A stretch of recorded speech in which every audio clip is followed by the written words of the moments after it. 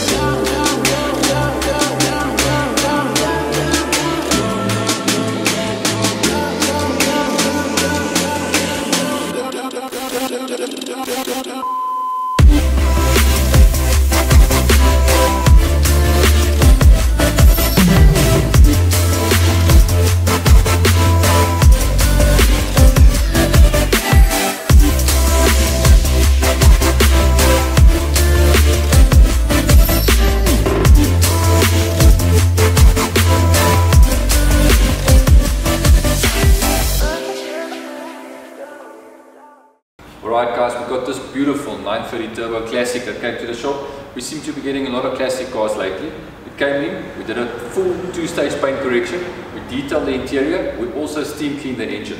This car now looks extremely good, it's beautiful, it's actually heading to a new owner and I'm sure he's going to enjoy it. Hope you guys enjoyed this video. Please give it a thumbs up if you did. Leave a comment down below. We always love hearing from you guys. Please also share and subscribe.